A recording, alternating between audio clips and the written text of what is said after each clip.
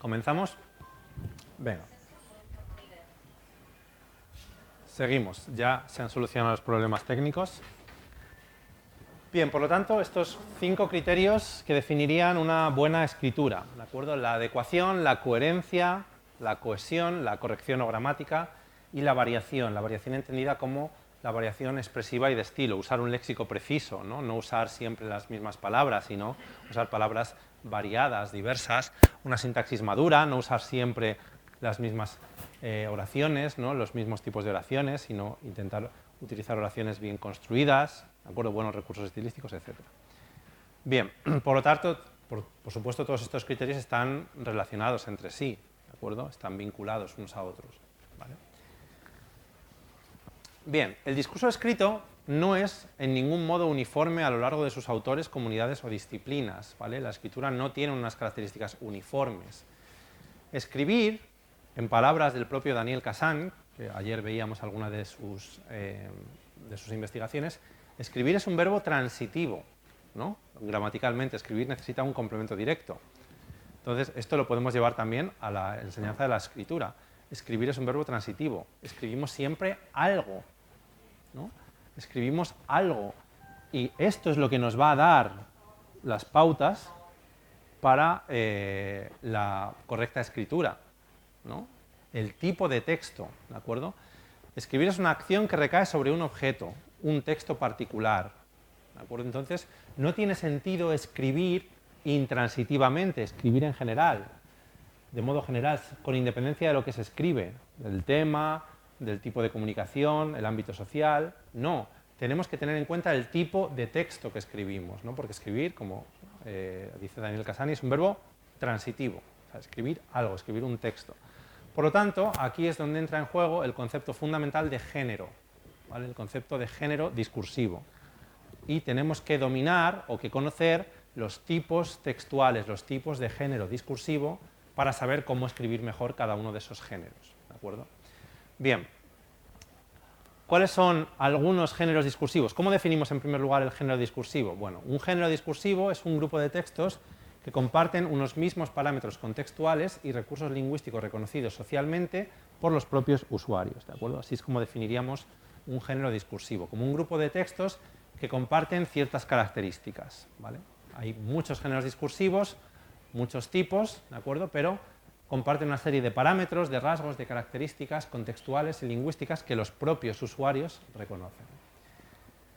Algunos tipos de géneros discursivos, no vamos a verlos todos, por supuesto, ¿de acuerdo? Esto no es una clase de lingüística textual, pero bueno, para la enseñanza de la escritura sí que conviene distinguir alguna tipología básica. Por un lado tenemos los géneros académicos, ¿vale? ¿Qué tipos de textos tenemos en los géneros académicos? Los apuntes, ¿no? Cuando los alumnos toman apuntes es un tipo de género discursivo. Una reseña de un artículo de investigación, ¿no? Una reseña, una revisión de un artículo, un trabajo o una monografía, por un trabajo académico o una monografía, un libro académico, un examen, es un tipo de género. Hay gente que tiene capacidad para los exámenes, ¿no? Hay gente que especialmente responde bien a preguntas de exámenes y se expresa muy bien ahí, ¿no? Eso es un tipo de género. Los exámenes tipo test son también otro tipo de género, aunque no haya que escribir mucho, ¿no? Pero son géneros discursivos. El test de opción múltiple, ¿no? Eso es un género, ¿vale? También tiene unas convenciones, unos parámetros. El comentario de texto, ¿no? Cuando comentamos un texto literario, por ejemplo, pues hay unos esquemas, ¿no? Unas pautas. Por otro lado, géneros periodísticos, ¿vale? Un género discursivo de ámbito periodístico. Por ejemplo, la noticia, ¿no? El clásico, la noticia, el reportaje, ¿vale? Más amplio que la noticia, una crónica, ¿de acuerdo? Que combina los hechos con la opinión, ¿no? Con una especie de análisis. Una entrevista, ¿no? Es un género también periodístico, que además funciona muy bien en clases de segundas lenguas, ¿no? Una entrevista. Un editorial, en masculino, el editorial, ¿no? Que es el género de opinión, ¿no? Donde el periódico manifiesta su opinión ideológica, ¿vale? Una práctica muy útil en ciertos niveles es que los alumnos elaboren un diario, un periódico, ¿no? Con noticias, crónicas, entrevistas, con columnas. Más tipos de géneros jurídicos. Estos son más difíciles. Una ley es un tipo de género. Esto no lo vamos a pedir a los alumnos, ¿no? Que hagan una ley. una norma, un código, ¿vale? Una sentencia, una apelación, ¿vale? La respuesta, ¿no?, que hacen los abogados a una sentencia, los recursos de apelación, una denuncia, ¿no? Todo esto son géneros jurídicos. Obviamente, bueno, en general no vamos a enseñar esto, pero si nuestro grupo de alumnos es de fines específicos y son alumnos interesados en el lenguaje jurídico, porque van a trabajar con abogados o con personas del ámbito jurídico, pues bueno, esto hay que enseñarlo también, ¿no? Géneros científicos. El artículo científico. Posiblemente el artículo científico sea el género discursivo más analizado y más descrito, mejor descrito, ¿vale? El artículo científico. Tiene unos patrones muy, muy claros.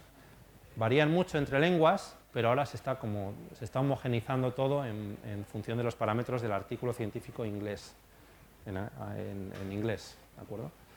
Pero es un género discursivo, ¿no? Tiene que tener una serie de partes, una introducción, ¿no? Un marco teórico, una metodología, un análisis de resultados, unas conclusiones, etcétera, ¿no? El proyecto de investigación también. El proyecto de investigación es un artículo, es un género discursivo. Cuando hacemos un proyecto de investigación, todos estáis en el ámbito universitario, pues obviamente cuando presento un proyecto, cuando presento mi proyecto de tesis, cuando presento un proyecto de investigación para solicitar financiación, una reseña también, una reseña de un artículo. Y por último, géneros económicos, ¿vale? Una carta comercial, por ejemplo, ¿no? Si nuestros alumnos van a trabajar en entornos comerciales, pues una carta a una empresa, una factura, un informe, ¿no? Un pedido, un albarán. ¿Sabéis lo que es el albarán? El albarán es la hoja de entrega. Cuando se entrega un paquete, un pedido, hay un albarán de entrega donde se especifican los productos que se han entregado. Por ejemplo, si yo pido ahora 2 ordenadores aquí a la universidad, pues me llega el albarán. Ordenador 1, característica, ordenador 2, tal, precio. Ese es el albarán, ¿vale? El albarán de entrega. Un contrato de trabajo. Esto puede ser muy útil si nuestros alumnos van a trabajar en un país de habla hispana, pues cómo es un contrato de trabajo, qué partes tiene, cómo rellenar un contrato de trabajo, ¿vale? Esto es muy útil también. Bien, por supuesto, todos estos géneros, que hemos visto una tipología general, varían en función de las comunidades en que se generan, ¿de acuerdo? Hay mucha variación dependiendo de la comunidad. No son géneros uniformes, homogéneos, ¿no? Hay mucho cambio. No es lo mismo un artículo científico, o no era lo mismo un artículo científico en español que un artículo científico en inglés o en francés, aunque ahora prácticamente todo tiende a ser lo mismo porque el inglés es el que manda, ¿no? Pero no es lo mismo. No es lo mismo la noticia o la crónica en español, quieto. No es lo mismo una crónica en español que en inglés o que en árabe, ¿vale? Hay pautas distintas, hay convenciones distintas, ¿de acuerdo?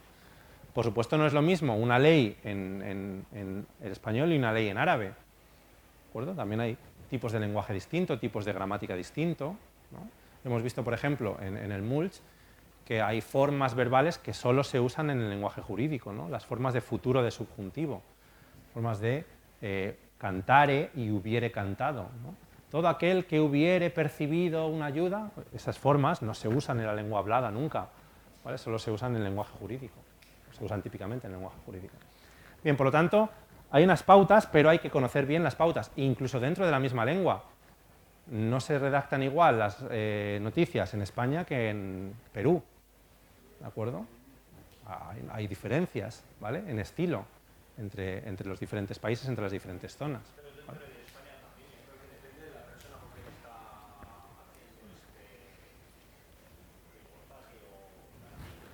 Por supuesto, también hay variación interindividual, pero bueno, normalmente dentro de en España, en el caso de España, las noticias, los géneros discursivos periodísticos suelen ser bastante similares, ¿no? Aunque haya variación, pero las partes suelen ser convencionalmente iguales, ¿no?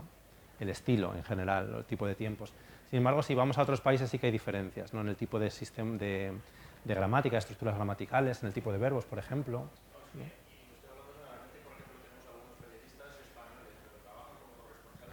Claro, eso claro, claro.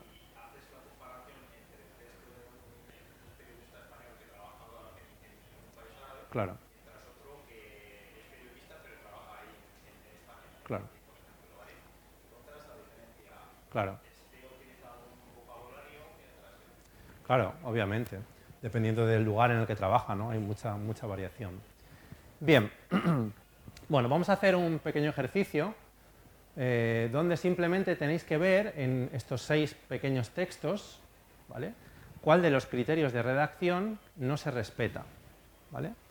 Los criterios son los que tenéis aquí: adecuación, coherencia, cohesión, corrección y variación, ¿de acuerdo? La adecuación, si está el lenguaje adecuado al contexto; la coherencia, si está bien articulado, ¿de acuerdo?, en carácter global; la cohesión, si las ideas están bien conectadas entre sí; la corrección, si se respeta la gramática, la ortografía; y la variación, si hay diversidad de palabras, de estructuras, ¿vale? Venga, os dejo unos minutos para que lo hagáis. Tenéis 6 textos, ¿de acuerdo? 6 textos. Aquí os pone el tipo de texto que es: un refrán, una redacción, un examen, una descripción, un artículo científico y un recurso de apelación a una sentencia, que es real, ¿de acuerdo? Es decir, una respuesta, ¿de acuerdo?, de un denunciante a una sentencia por algo que ha hecho, ¿de acuerdo? Bien, pues os dejo unos minutos, ¿de acuerdo?, para que penséis cuál de los criterios falla en cada uno de estos textos. Venga. Lo podéis hacer en pequeños grupos, en parejas, como queráis, ¿vale?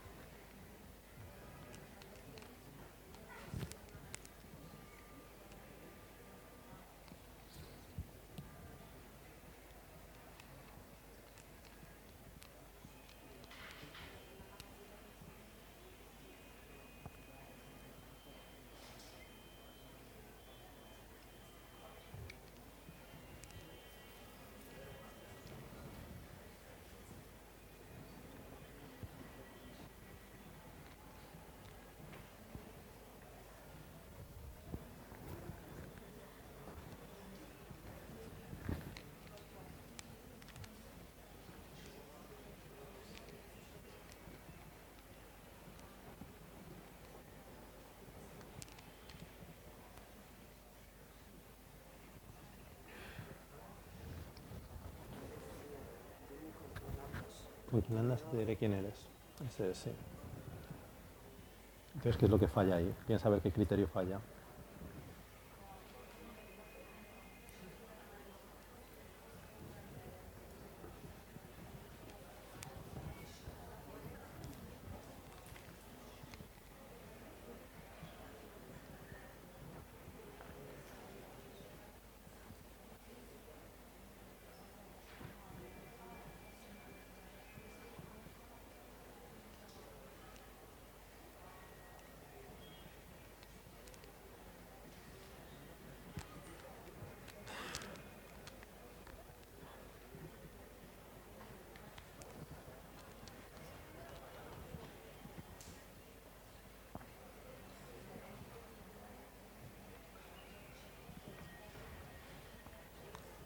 ¿Lo tenéis ya?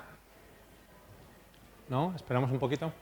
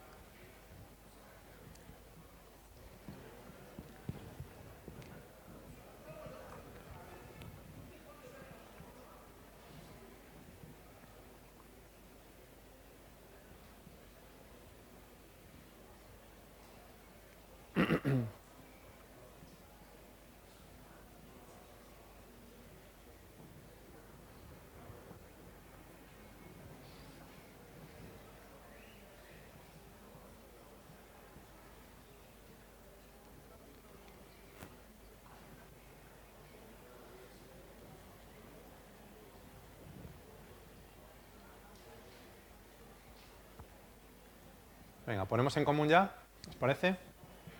A ver, vamos con la primera. Relátame con quién deambulas y te manifestaré tu idiosincrasia. Esto se supone que es un refrán, o debería ser un refrán. Adecuación, ¿por qué adecuación? ¿Qué refrán pretende ser? ¿Conocéis ese refrán? Dime con quién andas y te diré quién eres, ¿no? Para manifestar que las personas con las que están pues dicen mucho sobre ti, ¿no? Claro, dime con quién andas y te diré quién eres, es un refrán, ¿no? Conocido del español. Si yo digo, y elevo el tono de ese refrán, relátame con quién deambulas y te manifestaré su idiosincrasia, lo que falla es la adecuación, ¿no? Obviamente no estoy usando un lenguaje adecuado a lo que es un refrán, ¿no? A lo que es este refrán en concreto, ¿vale?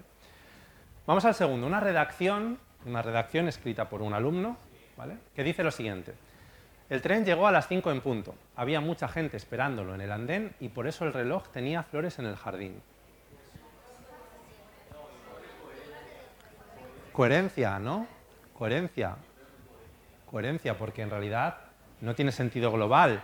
Esto es muy típico en los niños, ¿vale? Si dais clase a niños, habéis dado clase a niños, esto lo hacen, ¿vale? Mezclan ideas, porque bueno, no son... ¿no? Me gustan mucho los espaguetis y mañana juego al fútbol. Y lo mezclan y te escriben redacciones así, ¿vale? Entonces, bueno, pues aquí está hablando del tren y de repente habla del reloj, ¿no? Que tenía flores en el jardín. Bueno, pues falla la coherencia, ¿no? No es coherente, no tiene sentido global. En un examen, ¿vale? Esto, una respuesta a un examen. La principal diferencia entre la fonética y la fonología es que la fonética se ocupa de los sonidos como realidad física, pero la fonología estudia los sonidos como estructuradores del lenguaje. ¿Qué falla aquí? La corrección. ¿Por qué falla la corrección? Las comas están fatal, están muy mal puestas, ¿vale? Muy mal puestas. Primera coma mal puesta, típica, fallo, repetidísimo en todos los hablantes nativos. Una coma antes del verbo, una coma que separa sujeto y verbo. No hay comas que en general la coma no separa el sujeto y el verbo, salvo que haya un inciso, salvo que haya una posición, pero en general no separa la coma el sujeto y verbo, ¿de acuerdo? Aunque sea muy largo, muy grande el sujeto, la coma no suele separar sujeto y verbo, ¿de acuerdo? Entonces, esa coma fuera. Y por supuesto, no hay coma después de pero. Antes sí. Antes sí, ¿de acuerdo? Antes sí que suele haber coma antes de pero, porque forma una unidad entonativa distinta, pero nunca después de pero. Pero no es un conector discursivo, no es como sin embargo. Sin embargo, no obstante, ahí sí, ¿no? Los conectores discursivos forman unidades entonativas y hay que separarlos. Pero no, pero es una conjunción, pero necesita ir con lo que viene después, ¿vale? Por lo tanto, aquí falla la corrección. Una descripción, un texto descriptivo. Era una noche muy fría, hacía un viento frío, las personas que estaban allí se mostraban frías. No hay variación, ¿no? Porque repite la palabra frío 3 veces. ¿Podríamos corregir esto? ¿Cómo lo corregiríamos? Por ejemplo, ¿qué otras palabras podríamos usar? Por ejemplo, ¿no? Era una noche muy fría, hacía un viento que congelaba, o era una noche heladora, era una noche gélida, ¿vale? Hacía un viento gélido, o era una noche muy fría, hacía un viento gélido, un viento helador. Las personas se mostraban distantes, por ejemplo, ¿no? Poco simpáticas, algo así. 5. Un artículo científico. Obviamente no puedo poner un artículo científico en la actividad, ¿vale? Pero por eso son partes, ¿vale? Faltan fragmentos. En primer lugar, llevamos a cabo el experimento. Analizamos los datos, explicamos los resultados, la hipótesis ha quedado confirmada. La cohesión. ¿Qué es lo que le faltan? Los marcadores, ¿no? Los marcadores, ¿no? En primer lugar, bien, hay un marcador, ¿no? Después, a continuación, en segundo lugar, a continuación, más tarde y finalmente, por último, etcétera, ¿no? Los marcadores, la cohesión para organizar las ideas, interconectar las ideas, las frases, ¿vale? Y por último, este es mi favorito, es un recurso real de apelación a una sentencia, ¿vale? Es un recurso real. No estoy de acuerdo con la sentencia porque, de haberme presentado a la hora citada, la sentencia podría ser otra. El motivo por el cual llegué 10 minutos tarde es que justo cuando decidí salir de casa para presentarme a la citación, me entraron ganas de cagar y por estos motivos presento el recurso de apelación. Bien, corrección sin duda, están las comas muy mal puestas, ¿no? No puede haber más fallos. Este porque va junto, ¿no? Es la conjunción porque, ¿no? No estoy de acuerdo porque tal, ¿no? Esta coma está bien, pero luego hay otra coma, esta coma que separa el sujeto y el verbo. Está mal, ¿no? Llegué, le falta la U, ¿no? Está mal escrito, ¿vale? Y, por supuesto, la adecuación, ¿no? ¿Por qué la adecuación? Porque dice, me entraron ganas de cagar. Cagar es una palabra muy coloquial, ¿no? Es muy coloquial, muy coloquial, incluso malsonante. Obviamente no podemos escribir en una sentencia, en un recurso de apelación a una sentencia, me entraron ganas de cagar, ¿no? Me entraron ganas de ir al baño. Aunque tampoco sé si eso sería adecuado, si en una sentencia decir que llegué tarde porque me entraron ganas de ir al baño. Pero bueno, por lo menos menos malsonante es. Desde luego poner me entraron ganas de cagar no funciona, ¿vale? Por lo tanto, falla sobre todo la corrección y la adecuación, ¿vale? Bien, ¿qué géneros discursivos consideras más útiles en general en la práctica de una L2? ¿Qué otros géneros conocéis? A ver, en vuestra experiencia, tanto como alumnos como profesores, los que sois profesores, ¿qué géneros discursivos pensáis que son más útiles en la clase de segundas lenguas? ¿Qué géneros trabajáis más o qué géneros pensáis que son más necesarios? Microrrelatos, ¿no? ¿Por qué te parecen útiles los microrrelatos? Porque son microrelatos, son breves y así que también transmiten el mensaje constructivamente. Muy bien. Así que son muy útiles. Es verdad, ¿no? Los microrrelatos funcionan muy bien, ¿no? En la clase de segundas lenguas. Son relatos breves, muy concisos, ¿no? Y podemos trabajarlos mucho, ¿no? ¿Qué más? Yo creo que la redacción y también la descripción. Las redacciones, ¿no? Típicamente, descripciones de describir, describe tu ciudad, descríbete a ti mismo, describe tu familia, es muy común. ¿Qué más? Las reseñas, ¿no? Una reseña, por ejemplo, de una película, ¿no? De un libro, ¿no? De un disco. ¿Qué más? Bueno, los exámenes, por supuesto, claro. Las cartas, ¿no? Las cartas son típicas, ¿no? Las cartas, los correos electrónicos, ¿no? También hoy. Bien, ¿alguna pregunta, alguna duda hasta aquí? Bien, vamos a seguir. Vale, vamos a ver ahora un poquito de, al igual que veíamos ayer, los procesos que explican el modelo de lectura, los procesos que han explicado cómo funciona la comprensión lectora, vamos a ver los procesos cognitivos que explican la escritura, ¿vale?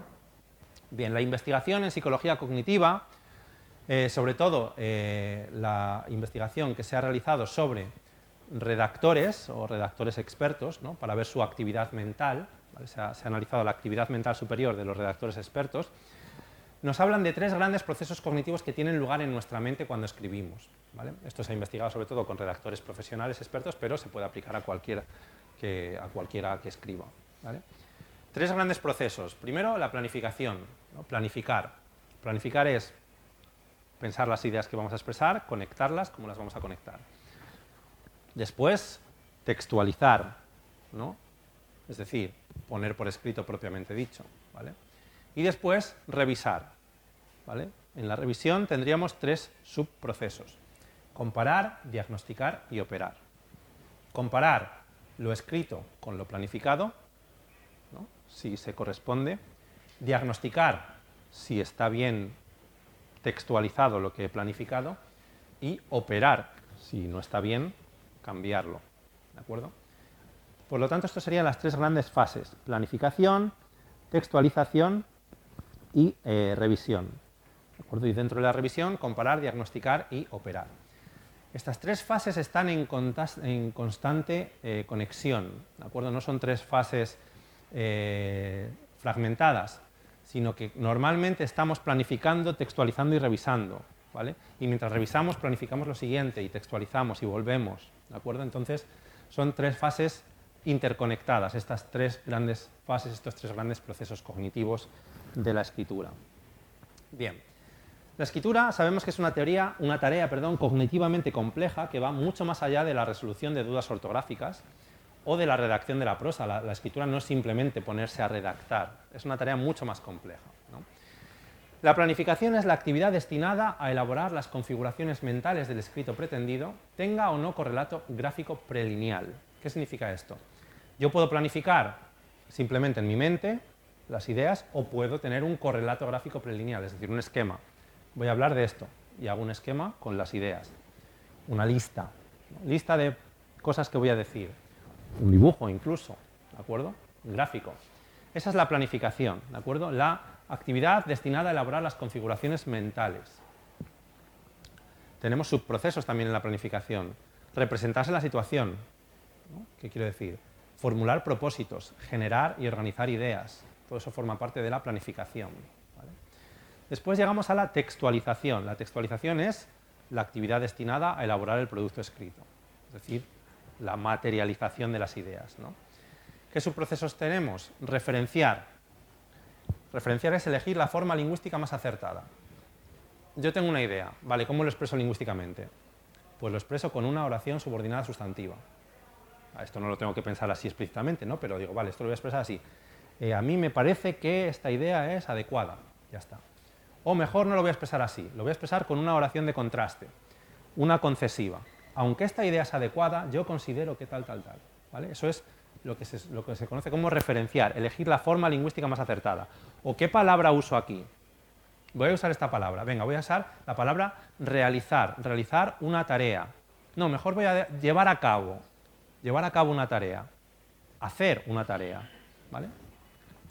Después, linearizar, ¿de acuerdo? El orden en que lo voy a hacer, y transcribir, pues ponerse a escribir literalmente, ¿vale? Esos serían los subprocesos. Por supuesto, aquí es donde tenemos las tareas específicas, la cohesión, armar la textura gramatical, ¿no? La conexión, enlazar unas ideas con otras con nexos y conectores, la progresión temática, la estructura informativa, los conceptos de tema y rema, ¿no? Las ideas, cómo conecto las ideas conocidas, la información conocida con la información nueva, ¿de acuerdo? Y por último, la revisión, la evaluación del material planificado y textualizado para determinar si cumple las funciones previstas y si procede reformularlo y mejorarlo. Es decir, comprobar si lo que he planificado se ha textualizado bien, ¿de acuerdo? Y aquí tenemos los tres subprocesos que veíamos antes: comparar, diagnosticar y operar, ¿de acuerdo? Bien, ¿alguna pregunta sobre esto? ¿Se entiende bien? ¿Sí? Bien, Todos estos procesos están controlados por un mecanismo que es el monitor o control. Es un mecanismo metacognitivo que organiza el encadenamiento de estos procesos durante la composición. Es decir, todos estos procesos de planificar, textualizar y revisar están conectados por un mecanismo que nos monitoriza, ¿de acuerdo? Monitoriza estos procesos. Y esto es lo que sucede en los redactores profesionales, ¿de acuerdo? En los redactores expertos, que conectan muy bien su monitor, su mecanismo de control, la planificación, la textualización y la revisión. ¿Qué es lo que sucede en los aprendices de lenguas?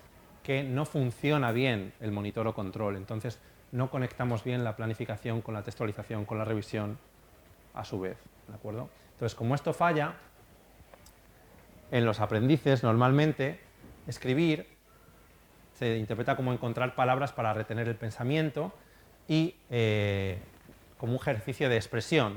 Lo que ve el alumno es que tiene que llenar la página, ¿no? Tengo que llenar una página en blanco diciendo cosas sobre si es mejor vivir en el campo o en la ciudad, ¿no? Un tema típico. Y claro, no conecta bien los diferentes mecanismos cognitivos, ¿vale? Los diferentes procesos cognitivos. Bien. Vamos a reflexionar un poco sobre estas preguntas, ¿vale? De cara a la última parte ya de esta sesión. Estas preguntas relacionadas con los procesos cognitivos de la escritura, ¿vale? Con esta planificación, la textualización, la revisión. ¿Hay alguna duda, alguna pregunta hasta aquí sobre esto? ¿No? Vale. Os voy a pedir que reflexionéis brevemente, también en pequeños grupos, sobre estas tres preguntas. Sobre si nos comportamos igual al escribir en la L2 que en la L1, ¿vale? Primera pregunta, si escribimos igual o nos comportamos cognitivamente igual, pensad lo que pasa en nuestra mente, ¿vale? Sobre si las destrezas de la escritura en la L1 se transfieren a la L2, ¿de acuerdo? Y sobre las implicaciones que tiene todo esto en la escritura de la L2, ¿vale? ¿Qué supone todo esto para la escritura de la L2? Venga, os dejo unos minutos para que en pequeños grupos comentéis.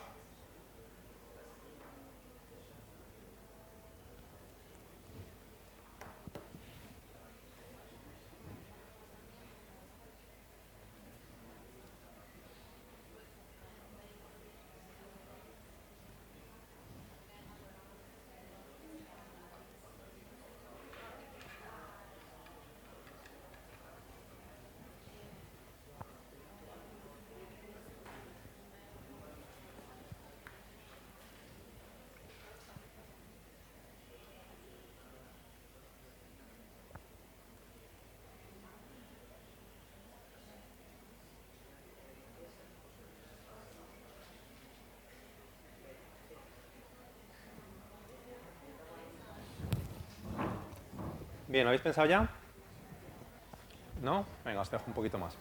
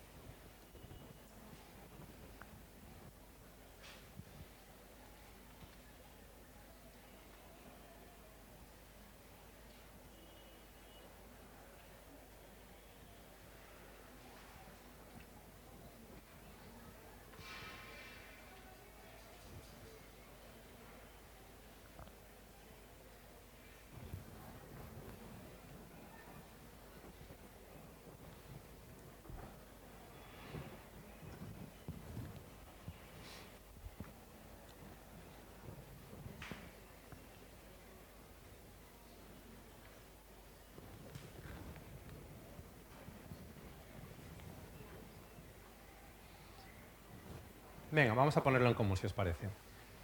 ¿Nos comportamos igual al escribir en L2 que en L1? ¿Qué pensáis?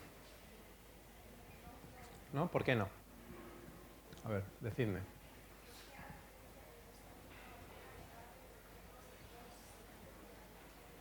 Bueno, eso es una diferencia importante, o sea, no es una diferencia menor, ¿no? La dirección de la escritura, ¿no? En árabe se escribe de derecha a izquierda y en español de izquierda a derecha, ¿no? Eso, por ejemplo, es una diferencia. ¿Más? En tu opinión, sí hay similitudes. En general.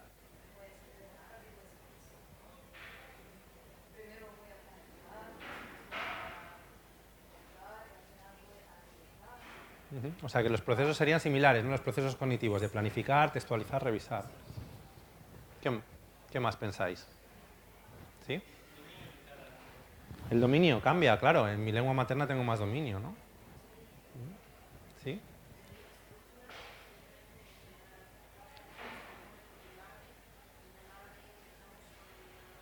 El verbo. Claro, ¿no? Claro, la estructura gramatical, los signos de puntuación, ¿no? Son diferentes.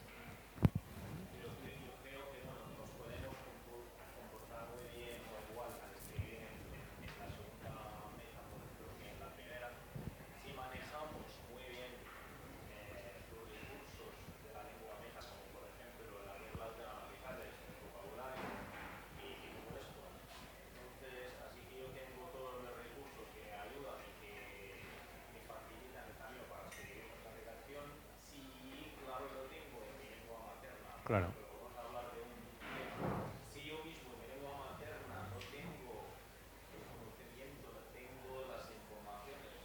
Claro.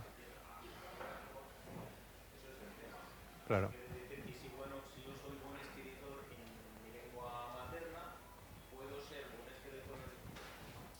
Exacto, ¿no? Eso es importante, ¿no? Eso estaría relacionado con la segunda pregunta, enlazamos ya con la segunda, ¿no? La segunda, las personas que escriben bien en la lengua materna pueden transferir eso a la L2, ¿no? ¿Estamos de acuerdo en eso? ¿Las destrezas de escritura de la L1 se transfieren a la L2? ¿Estáis de acuerdo con él? ¿Se pueden transferir? Sí, tenemos los recursos necesarios, ¿no? Pero se pueden transferir, ¿vale? Eso es importante. ¿Qué implicaciones tiene todo esto en la enseñanza de la escritura, entonces? Si nos comportamos más o menos igual, ¿no? Ha habido consenso cognitivamente al escribir en la L1 y la L2. Y si yo puedo transferir las destrezas de la L1 a la L2, ¿qué implicaciones puede tener todo esto en la enseñanza de la escritura?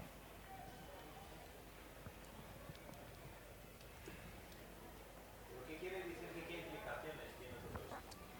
Si los mecanismos cognitivos al escribir en la L2 son más o menos similares a la L1, y si las destrezas de buen escritor de la L1 pueden transferirse a la L2, ¿cómo puede afectar esto a la enseñanza de la escritura en la L2?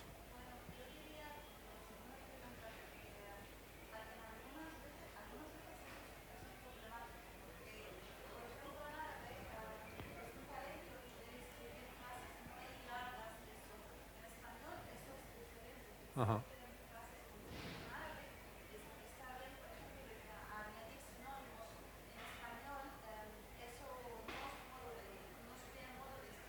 Ajá.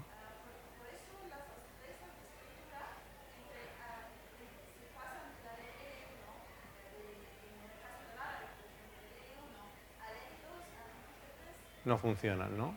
Ujú.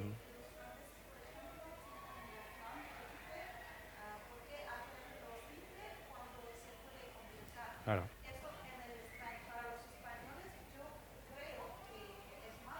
claro. No siempre se pueden transferir, ¿no? Ujú. Claro, o sea que hay que tener cuidado con las diferencias de las convenciones textuales, ¿no? Del estilo, ¿no? Efectivamente. Bien, vamos a ver un poco algunas reflexiones sobre esto. ¿Nos comportamos igual al escribir en la L2 que en la L1? Bueno, la investigación demuestra que más o menos la composición experta en L2 es similar a la desarrollada en L1, es decir, que los hablantes que tienen buen nivel de L2, cuando escriben más o menos cognitivamente, experimentan los mismos procesos que en la L1. Los redactores inexpertos en la L2, ¿de acuerdo? Los que no redactan bien en la L2, presentan procesos parecidos a los de la L1 también, ¿de acuerdo? O sea, presentan procesos parecidos. Suele haber menor atención a los objetivos globales, no en estos redactores, menor planificación del texto, tanto en la L1 como en la L2, mayor consulta de material auxiliar, ¿no? Más tiempo para escribir, esto es lo que suele pasar en los redactores inexpertos. Sobre la transferencia de la escritura de la L1 a la L2. La transferencia efectivamente no es automática, ¿de acuerdo? Es una transferencia no automática, tienen que darse determinadas condiciones, ¿vale? Tienen que darse determinadas condiciones. Por supuesto, mínimo nivel de dominio de la L2. ¿Vale? Si no hay un mínimo nivel, si no tenemos un nivel mínimo de dominio, es imposible transferir las buenas destrezas escritas, ¿vale? Y por supuesto la capacidad de reestructuración, lo que comentabas tú, de la L1 a la L2, conocer las diferencias que hay en las formas de escritura de la L1 y de la L2 y reestructurarlo, porque eso si no puede provocar problemas, ¿vale? Por lo tanto, sí hay transferencia, pero es una transferencia no automática y tienen que darse esas condiciones, ¿vale? Esto, además, tenemos el problema de los alumnos que tienen una alfabetización parcial en la L1. ¿Qué significa esto? Que tienen una enseñanza muy gramatical. Es decir, muchas veces, en muchos países, la L1 se enseña mucho temas de gramática y poco temas de redacción, ¿vale? Eso, por ejemplo, pasa en España. En España, la enseñanza de la L1, de la lengua española, se centra mucho en aspectos gramaticales, ¿vale? De análisis sintáctico, morfológico, etc. Y no tanto en redacción de textos. Entonces, claro, esto es un problema porque el alumno no sabe redactar textos bien cuando aprende una L2. ¿Vale? No sé cuál es la situación aquí en Egipto, si también la enseñanza de la lengua árabe es muy gramatical y no tanto textual de redacción. No tanto, ¿no? No tanto. Bueno. ¿Qué implicaciones tiene todo esto? Pues nos dice la importancia de incorporar la dimensión cognitiva o procesual en la enseñanza de la producción escrita. ¿Qué significa esto? Que las tareas deben facilitar la realización de estos procesos cognitivos. Va a ser útil que yo, cuando enseñe escritura, enseñe estos tres procesos específicamente y explícitamente: planificar, textualizar, revisar, y que haga tareas de planificación, tareas de textualización, tareas de revisión. ¿De acuerdo? Igual que ayer lo veíamos en la lectura de diferenciar los procesos, ¿de acuerdo? Prelectura, lectura, poslectura, en la escritura va a ser muy útil también hacer tareas específicas de cada uno de estos procesos para que el alumno sea consciente de esos tres procesos cognitivos, ¿de acuerdo? Y eso le ayudará muy bien a desarrollar una mejor producción escrita. Bien, vamos a ver, ya estamos terminando, ¿vale? Hoy vamos a acabar antes. Vamos a ver una serie de bases para la enseñanza de la expresión escrita. Y vamos a ver prejuicios que hay sobre la enseñanza de la escritura y realidades ante esos prejuicios. Bien, uno de los prejuicios es que la escritura es uno de las destrezas aparentemente menos importante, ¿vale? El prejuicio dice que el alumnado tiene, además, mayor interés en las destrezas orales, ¿no? Que lo que necesita el alumno es hablar, es comunicarse, ¿no? Es hablar y lo que le gusta, lo que necesita y lo que le gusta. Bueno, muchos aprendientes, además, y docentes conciben la expresión escrita como una destreza individual, silenciosa y aburrida, otro prejuicio, ¿no? Es decir, para el profesor es aburrido tener que enseñar a escribir, para el alumno también, ¿no? Además tiene que ser algo individual, silencioso, ¿no? Esto en casa haces una redacción sobre este tema y mañana la corregimos. Bien, ¿cuáles son las realidades? La relevancia de la expresión escrita aumenta drásticamente si se consideran todas las veces que los aprendientes escriben. Por ejemplo, los aprendientes escriben para resolver ejercicios, para tomar apuntes, para hacer exámenes, para preparar presentaciones, ¿no? La escritura no es solo la redacción del campo o la ciudad o mi deporte favorito. La escritura es todo, ¿de acuerdo? Por supuesto, a mayor grado de alfabetización, pues tendremos también un mayor uso de la escritura para aprender una L2, ¿no? Cuanto más alfabetizado funcionalmente sea un grupo de alumnos, pues mayor usaremos la escritura. En cuanto a que es una práctica aburrida, silenciosa, en realidad no necesariamente. La expresión escrita incluye otras destrezas, ¿de acuerdo? Se pueden organizar actividades en clase en las que se dialogue para buscar ideas. En la planificación podemos poner a la gente por parejas, por grupos, para planificar el texto, ¿no? Para leer, para revisar borradores de los compañeros, ¿de acuerdo? Hacer un borrador, hacer un esquema de ideas y ponemos a las personas por parejas y se revisan mutuamente las ideas, ¿vale? O sea, no tiene por qué ser una práctica individual, silenciosa y aburrida, ¿vale? Esto también hay que desterrarlo. Ventajas. Por un lado, una clase exclusiva con destrezas orales va a venir, digamos, para aprendientes desinhibidos y culturas habladoras va a venir muy bien, ¿no? Yo os comentaba ayer, hay algunas culturas que les encanta practicar las destrezas orales, ¿no? La cultura, por ejemplo, yo cuando he tenido alumnos brasileños, alumnos estadounidenses, pues les encanta hablar, comunicación, etc. Sin embargo, la clase de destrezas escritas va a ser muy útil para los aprendientes tímidos, personas que no les guste participar en clase, ¿no? Personas a las que no les guste hablar en clase y que a lo mejor pues, les gusta más escribir, ¿no? Y para ellos va a ser muy buena la destreza escrita. Y en las culturas silenciosas, ¿no? Culturas orientales, asiáticas, normalmente no les suele gustar tanto la práctica comunicativa y les gusta mucho más la práctica individual de la escritura, ¿vale? Entonces, esto hay que aprovecharlo también para todos los perfiles de alumnos, ¿vale? No pensar solo en los alumnos participativos, habladores, sino también en los tímidos, en los más tímidos, ¿no? Bien, la práctica de la escritura tiene que tener en cuenta, por supuesto, el objetivo comunicativo, ¿de acuerdo? Aprender a escribir en la L2, ¿no? ¿Qué es lo que queremos decir? ¿Cuál es el objetivo de lo que vamos a escribir? Por un lado, como objetivo comunicativo, pero por otro lado, como herramienta de aprendizaje. Es decir, la escritura para aprender la gramática, para aprender el léxico, para aprender la cultura, ¿vale? Por lo tanto, tenemos dos vertientes, dos vías. La escritura para comunicar, para redactar textos, y la escritura para aprender otras cosas, como instrumento para aprender la gramática, para aprender el léxico, para aprender la cultura, ¿vale? Por supuesto, en un alumnado universitario y con intereses académicos esto va a ser muy importante, ¿de acuerdo? La escritura como forma de acceso a otros conocimientos.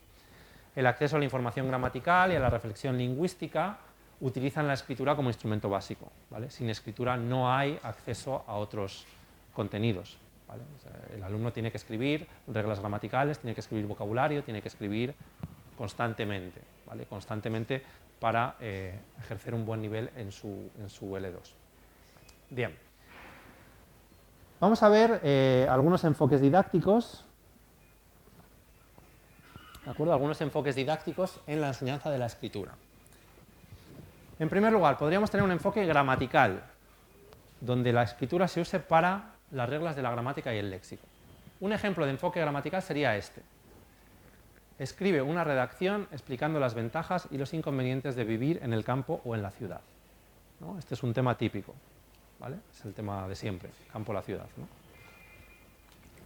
Es un enfoque clásico, un enfoque tradicional, un enfoque gramatical, sin más, ¿no? Seguro que habéis visto redacciones de este tipo, tareas de este tipo, ¿no? Otro tipo de enfoque, un enfoque comunicativo, donde nos interese más el género textual, ¿vale? Por ejemplo, tu prima va a cambiar de residencia, pero no está segura de si quiere quedarse en el campo o irse a vivir a la ciudad. Escríbele una carta exponiendo tu opinión. Ese sería un enfoque comunicativo, donde introduzco ya una vertiente comunicativa. No es solo dime ventajas e inconvenientes así en abstracto, sino hago que se implique más el alumno. Un enfoque procesual se centraría en los procesos y subprocesos cognitivos de composición, todos estos procesos de planificar, textualizar, revisar que hemos visto. Ejemplo, haz una lista de ventajas e inconvenientes de vivir en el campo o en la ciudad. Planificación, clasifica las ideas en grupo. Desarrolla 2 ideas con ejemplos y comentarios personales. redacta un primer borrador del texto, vuelve a leerlo y comprueba que tengan todas las ideas importantes. Fijaos, aquí estoy especificando las diferentes partes del proceso de escritura, la planificación, la textualización, la revisión, ¿vale? Este sería un enfoque en el proceso, enfoque procesual. Y por último, un enfoque también válido es el enfoque sobre el contenido, donde interesa el tema de la disciplina objeto de estudio con técnicas de trabajo académico. Por ejemplo, busca información sobre el tema de vivir en el campo, transportes, sanidad, etc. Haz una encuesta entre tus compañeros, entrevista a algunas personas, médicos, policías, ecologistas, sintetiza los datos en un esquema, escribe un borrador explicando los resultados de tu investigación. Es decir, aprovechar el contenido en sí de lo que voy a hacer, ¿de acuerdo? El contenido en sí. Esto lo podemos usar, por ejemplo, para artículos académicos, para tesis, ¿vale? Este tipo de enfoque. ¿Alguna duda, alguna pregunta sobre esto? Bien, por supuesto, no hay un enfoque que sea el mejor, ¿vale? Estos enfoques son complementarios y dependiendo de la tarea, dependiendo del grupo, dependiendo del momento, puedo hacer uso de unos u otros, ¿de acuerdo? Son enfoques totalmente complementarios. Bien, vamos a ir terminando ya. A ver, nos quedan 3 diapositivas, ¿vale? Y terminamos ya por hoy, ¿vale? Que os noto cansados. 3 diapositivas, una práctica y terminamos, ¿vale? Vamos a ver, para terminar ya, los fundamentos de la enseñanza de la expresión escrita en la L2. ¿Vale? Hay una presuposición y es que la escritura es una práctica individual, una práctica que solemos mandar como deberes en casa, ¿no? Escribe una redacción para el próximo día. Pero en realidad la escritura puede ser una práctica colectiva y cooperativa. Escribir es mucho más que textualizar, es mucho más que la propia transcripción. Implica planificar y revisar, y esa planificación y esa revisión podemos hacerla entre compañeros, ¿vale? No tiene por qué ser individual. Entonces, también podemos hacer ejercicios en grupo o por parejas para la planificación y la revisión de la escritura. No tanto para la textualización, porque al final eso sí que tiene que ser más individual, pero sí para las otras fases. Otra presuposición es que la escritura es una práctica silenciosa y aislada, que hablar puede contaminar al escrito, ¿de acuerdo? La realidad es que no, es que podemos integrar otras destrezas, ¿no? Cuando enseñamos a escribir podemos integrar perfectamente otras destrezas, ¿vale? Tenemos aquí los 3 procesos, planificar, textualizar y revisar. Por ejemplo, podemos conversar a lo largo de los 3 procesos, ¿vale? Podemos hablar en la planificación, en la textualización, pues mira, esto yo lo redactaría así, no, mejor redáctalo de esta manera, ¿no? Y en la revisión, no, yo esto lo cambiaría, ¿vale? Yo creo que esto se expresaría mejor de esta forma. Y, por supuesto, la expresión escrita está totalmente conectada con la lectura, ¿no? Tenemos que leer para volver a escribir, ¿de acuerdo? Bien. Otra presuposición que es el estigma de la L1. Para algunos autores, los aprendientes deben pensar siempre en la L2 y deben usar solo la L2, ¿no? Ayer veíamos el debate sobre el diccionario, ¿no? Sobre los diccionarios, el uso del diccionario. La realidad es que la L1 no es mala cuando practicamos la escritura en la L2. Permite solventar dificultades de generación o de reorganización de ideas y búsqueda de vocabulario. Muchas veces pensamos que solo hay que escribir en la L2 y que no se puede hablar en la L1, pero si yo hago trabajo por parejas, no pasa nada si ellos hablan en su lengua materna, ¿de acuerdo?, para escribir en la L2, ¿vale? Por lo menos no tendríamos que rechazarlo de entrada, ¿vale? Muchas veces va a ser más fácil, si ellos hablan en su lengua materna, decir, esto mejor organízalo así, no, mira, aquí mejor una oración condicional, no, pero yo creo que mejor esto, ¿vale? Hay una presuposición y es que el aprendiente debe escribir sin ayuda o sin modelo, y esto no puede ser así, ¿no? Necesitamos input, ¿no? El profesor tiene que ofrecer input necesario para evitar las lagunas, ¿vale?, que bloquean la composición. Por eso tenemos que organizar tareas que desarrollen estos procesos cognitivos de planificar, de textualizar, de revisar, ¿vale? Tenemos que ayudar, el profesor tiene que guiar a lo largo de todo el proceso de escritura, ¿vale? No tiene que dejar al alumno solo, tiene que guiarle y hacerle consciente de los procesos, ¿de acuerdo? También se presupone que la escritura solo se ejercita en exclusiva, ¿de acuerdo? Pero la realidad nos dice que la expresión escrita ofrece contextos muy diversos de aprendizaje para la gramática, para el vocabulario, para la cultura, para todo, ¿de acuerdo? Por lo tanto, la escritura no sirve solo para escribir como tal y se puede practicar en conjunción. Por ejemplo, escribir para practicar gramática. Es decir, si yo he explicado las oraciones sustantivas, las subordinadas sustantivas, Pues yo puedo hacer una tarea donde los alumnos escriban subordinadas sustantivas. ¿De acuerdo? Eso es una tarea de práctica de la expresión escrita igual. Bien, todos estos son fundamentos, ¿de acuerdo?, que nos permiten en mayor o menor medida transferir esos procesos de la L1 a la L2 en la escritura. Bien, y ya terminamos con esta diapositiva. Por lo tanto, una forma de planificación didáctica para la expresión escrita en la L2. Primero seleccionamos los objetivos, ¿de acuerdo? Seleccionamos los objetivos, planificamos las tareas de escritura, ¿de acuerdo? Planificamos qué tareas vamos a desarrollar y después corregimos los escritos. Dentro de los objetivos, tenemos que aprender a escribir los distintos géneros textuales, ofrecer muchos modelos de géneros textuales, ¿de acuerdo?, para que los lean, se familiaricen con ellos y luego ya puedan escribirlos. También escribir para aprender el conocimiento en la L2, la escritura instrumental, ¿no?, para aprender la gramática, el léxico. Y también escribir para preparar intervenciones orales. Si tenemos presentaciones en clase, muchos alumnos pues escriben un esquema, una guía, ¿no?, un guión de lo que van a decir. Y escribir para aprender otros contenidos también, ¿de acuerdo?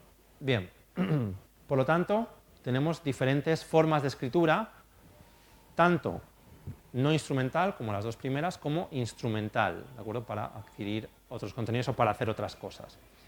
Después planificaríamos las tareas de escritura, ofreceríamos muchos modelos, ¿de acuerdo?, un gran número de modelos y composiciones, ¿no?, haríamos composiciones, redacciones como tal. Y por último, habría que corregir. La evaluación aquí debería ser formativa, tenemos que enseñar los errores típicos que tienen los alumnos, corregírselos, ¿vale?, y que aprendan cuáles son sus errores. No nos basta con decirles esto está mal, sino tienen que saber cómo mejorar y cómo corregirlo. Y, perdón, eso depende, claro, eso depende de cada grupo. Hay alumnos que prefieren que no se les diga en público sus errores, pero si no les importa, pues eso depende. Pero desde luego el alumno tiene que saber si lo que ha dicho está bien y cómo solucionarlo, ¿no? También ofrecer formas de autorregulación, que el propio alumno sea consciente de sus errores y aprenda a identificar sus errores, ¿vale? Bien, pues vamos a terminar ya con dos actividades y lo dejamos. ¿Cuáles de todos estos fundamentos didácticos o recomendaciones para la práctica de la expresión escrita te parecen más oportunos? ¿Y cuáles os parecen más difíciles de llevar a cabo? ¿Cuáles de estas recomendaciones que hemos visto os parecen más oportunos, más necesarios? ¿Y cuáles os parecen más difíciles? ¿Cuál es vuestra opinión? Podemos volver. A ver, tendríamos el usar la L1, ¿de acuerdo?, para escribir en la L2, en ayudar a escribir, que el alumno sea consciente de los diferentes procesos cognitivos, escribir para aprender la gramática y el léxico de la lengua, escribir como práctica colectiva y cooperativa, es decir, que trabajen por parejas o por grupos, y escribir combinando con otras destrezas, con la escritura combinada con la lectura y con la conversación. ¿Cuál de todo esto os parece más útil, por ejemplo? ¿O cuáles os parecen útiles o necesarios de estos fundamentos? Colectiva y cooperativa, ¿no? Con eso podemos solucionar el problema de que las clases sean aburridas o que se interpreten como aburridas, ¿no? ¿Más? ¿Combinar otras destrezas os parece factible? ¿Os parece posible? Combinar la escritura con la lectura, por supuesto, ¿no? Con la conversación, sí.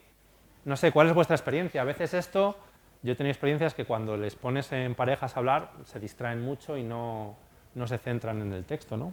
Puede ser una dificultad añadida. De estas de aquí, ¿qué os parece esto de usar la L1 para escribir en la L2? ¿Estáis de acuerdo? ¿No? ¿Pensáis que no? ¿Pensáis que es problemático? ¿Por qué? ¿Por qué pensáis que es problemático?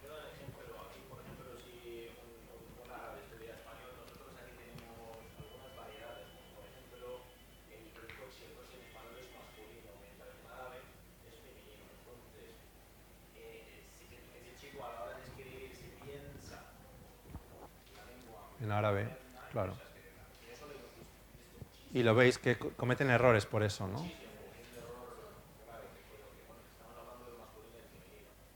O sea que en vuestra opinión no es muy recomendable, ¿no?, llegar a la lengua. Claro, entonces les puede distraer, ¿no? Sí.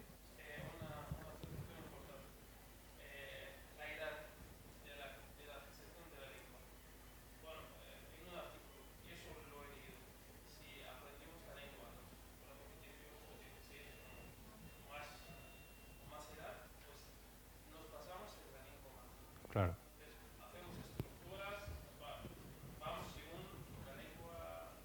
Materno.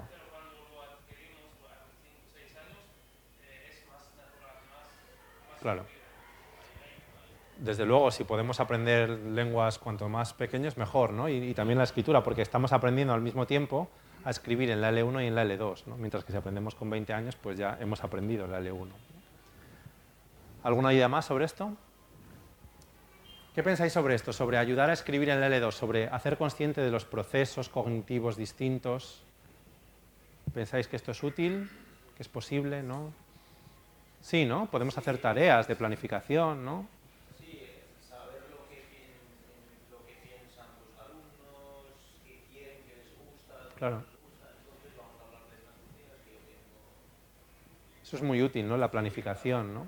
Meterme en la situación de mis alumnos. Mm. Yo siempre os decía ayer y antes de ayer que para mí, posiblemente en la expresión escrita, la revisión es el proceso más importante, ¿de acuerdo? La revisión, por supuesto, planificación, textualización, pero revisar constantemente lo que se escribe, ¿vale? Porque muchas veces no son conscientes los alumnos de que lo que han escrito no se corresponde con su planificación inicial o no han planificado bien. Entonces la revisión es esencial, ¿vale? Esencial. Y por último, ¿qué os parece esto de escribir para aprender otros contenidos de gramática, de léxico? ¿Os parece necesario? Sí, ¿no? Desde luego es imprescindible. Bien, pues vamos a terminar la última actividad ya, que es una actividad de reflexión. Piensa en modelos de actividades o tareas que integren conjuntamente estas destrezas, ¿vale? Vais a pensar, os dejo unos minutos, muy brevemente, pensad en tipos de actividades, de ejercicios que combinen estas destrezas comunicativas. Una actividad que combine la expresión escrita y la comprensión oral. Una actividad que combine la expresión escrita y la comprensión lectora. Una actividad que combine la expresión escrita y la expresión oral, ¿vale? Venga, os dejo por parejas brevemente y terminamos.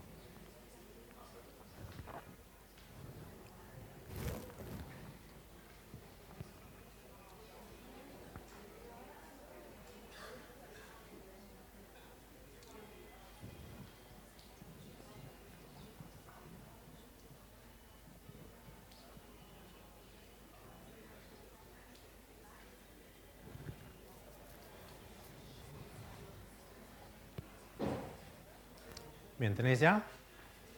¿No? Venga, un minutito más.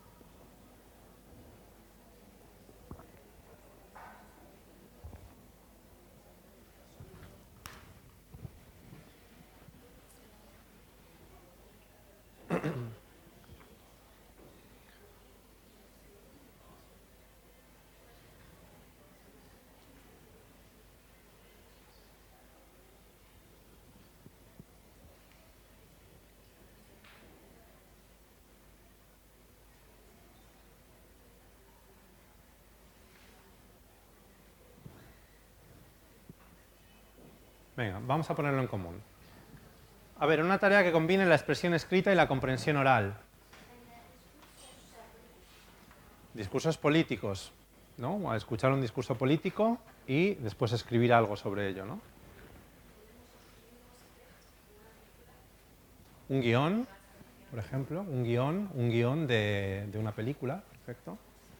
Hay una tarea típica que combina estas dos destrezas. ¿Cuál es la tarea típica? Un dictado, ¿no? Un dictado. El dictado, ¿no? De escuchar un audio y transcribir lo que... El dictado es la tarea típica, ¿no? Tareas que combinen la expresión escrita y la comprensión lectora. A ver. Por ejemplo, muy bien, un texto, ¿no? Leer un texto y hacer un resumen de ese texto. ¿No? ¿Más?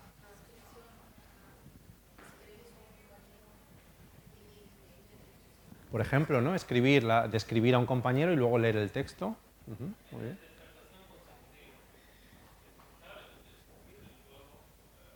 Por ejemplo, ¿no? La interpretación. ¿Más?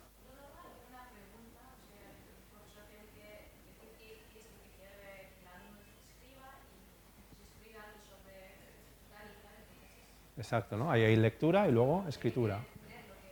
Exacto, ¿no? De hecho es muy típico, ¿no? Es en las tareas, por ejemplo, de todas las tareas de expresión escrita oficiales, en los exámenes oficiales, tienen una parte de comprensión lectora, ¿no? Casi todas. Entonces es muy habitual, lo veis, la combinación de destrezas. Y por último, una tarea de expresión escrita y expresión oral. Por ejemplo, ¿no? Por ejemplo, un cuento. Perfecto, ¿no? Contar un cuento, ¿no? Expresión oral y escribir el cuento, ¿no? Muy bien. Por ejemplo, un teatro, ¿no? Una forma de teatro, ¿no? Una representación teatral. Sermones, ¿no? Sermones también. Un discurso político, ¿no? Un discurso político, tanto por escrito como oralmente. Bien, bueno, esto es para que veáis simplemente que podemos integrar la enseñanza de la escritura en otras destrezas, ¿de acuerdo? Bien, pues ahora sí, lo prometido es deuda, terminamos.